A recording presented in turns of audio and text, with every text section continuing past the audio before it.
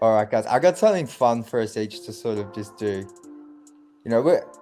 Today hasn't gone as planned. I know I felt like I was the most nervous here, but if I had to, put some copium for Pistons fans, what would be a pitch to remain positive? What's the pitch heading into next season? Like, Oh, I can do that. all Want me right, to? Yeah. Bryce. Oh yeah. No. Cade Cunningham is the face of the franchise that we all thought he was whenever he got drafted. Wes, you guys have all brought up a good point. And like reading Twitter and everything else, all these other apps my phone's blowing up with, people legit have forgot that. Like they don't think that anymore. And there's nothing in his career that if you thought it when he got drafted, you should still think it. He was literally playing injured his whole NBA career thus far. And he's a better shooter than what he showed. Cade Cunningham's really good. Jaden Ivey was better than expected, at least for me, and looks like he could really be a Robin to somebody's Batman. Jalen Duren was better than we all thought. And then you can still add a really good player. So I'm still excited about where this team can go. And you have $35-40 million in cap space. So there's still avenues to improving the roster and getting better.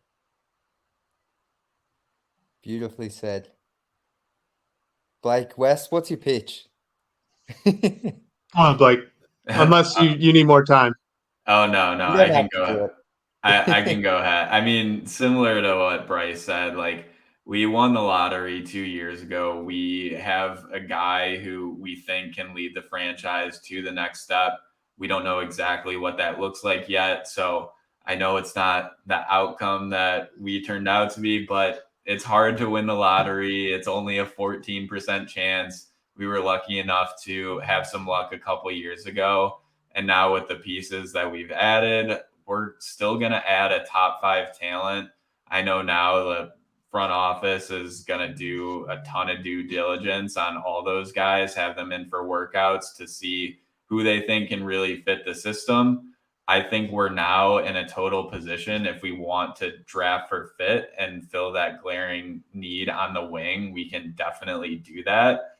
And that's where this team was lacking the most. And if healthy, adding an impactful wing, who knows what the step is that they can take. So definitely not the outcome we wanted, but I don't think it's all bad either. Yeah. No, I agree. So my pitch is exactly what you guys said. You got Cade and Ivy, right? And I would add that Cade and Ivy were a lot of the reason a lot of people were excited about adding a guy like Victor, right? Because the fit was so nice. But that's true with any non-primary ball handler you add. Can I say They're one going to thing come real into quick, a Wes? low-stake situation. Go ahead. People were so excited about those two is why they didn't want Scoot Henderson. So like it went from we don't even want Scoot Henderson to now we're devastated that we're not going to get Scoot Henderson. So like I hate to interrupt you, but that click when you said that. Offseason, everyone was just off their rocker thinking maybe they could go to the play-in game with a healthy Cade because you added Jaden Ivey at 5 and Bojan Bogdanovic. Like they still got these guys. They're going to add another top 5 talent. You've still got some free agency money to play with. I mean, I think there's still going to be. I don't think 17 wins is on the table again next year, and I don't think that this lottery had anything to do with that being true. All right, so they're still on a good path. I'm still excited about the team. For sure. All I'll add, you guys have covered it beautifully, but it's like, go back and watch Cade Cunningham's 4-game stretch against, it was a back-to-back against Atlanta, the Warriors, and Milwaukee. And you saw a guy that he put together a stretch of 28, 8, and 8, small sample size, but you saw a 6'6", 6'7" guy just commanding the floor, making plays at both ends, taking on the likes of Giannis. I mean, he developed that mid-range shot. He looked like a guy who can lead this team to winning. And it's the second half of the season was tough. It was really rough, but it gave Jaden Ivey the chance to really grow. And he turned, like, his biggest weakness coming into his rookie season was that in-between game. And by the end of the season, honestly, the most effective part of his offensive game was that dribble pull-up. Like, he really honed in and really improved at a level I don't think anyone really saw.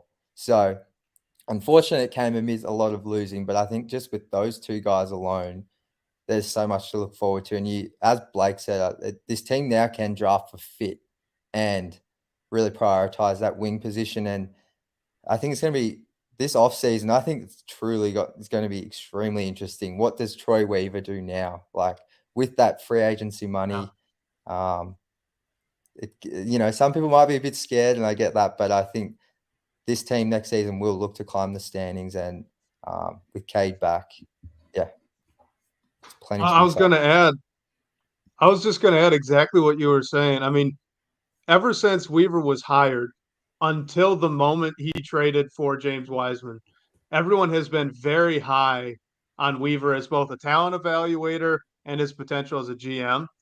And I think now you just got a chance to prove it, right? Second year in a row, you're picking at 5. You're kind of getting your quote unquote pick of the rest, right? So this is really a chance for him to hopefully flex his evaluating skills, pull out someone just as hopefully talented as Ivy was, who looks like they have potentially an all-star future.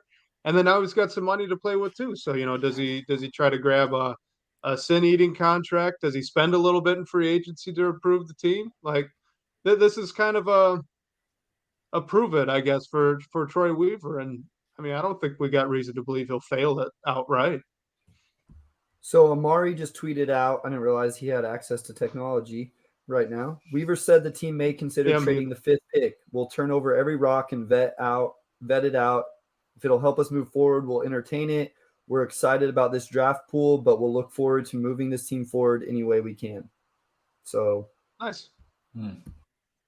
I think he said that exact phrasing the last 2 drafts as well.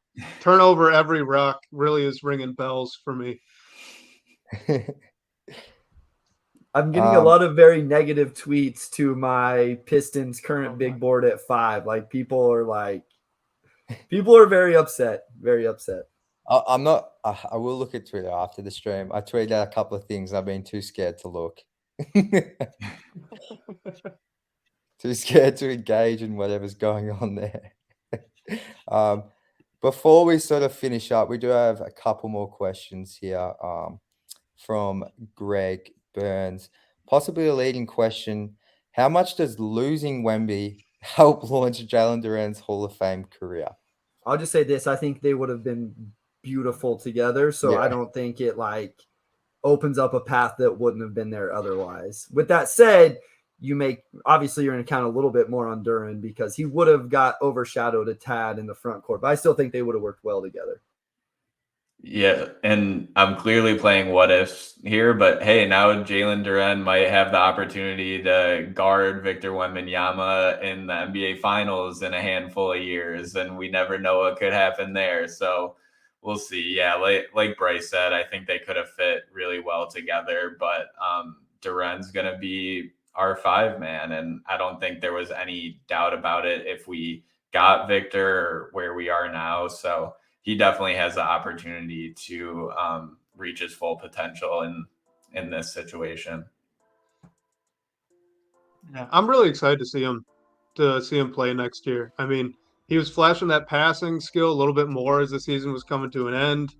Hopefully he can, really even show it out even a little bit more in the short roll. And then on defense, I'm really intrigued to find out how he can improve as a weak side rim protector. So Jalen Duren, I think, is going to be a lot of fun next year. I'm excited to get a peek at it. Yeah, I'm really excited. The offensive stuff's exciting, but next season I'll be intrigued to see his defense. Sam Vecini's been pretty low in his defense, who's someone I really respect in the NBA media world. So, and I know Bryce, you've spoken about his defense, so that's something I'm going to be really interested to see the improvements he can make there next season.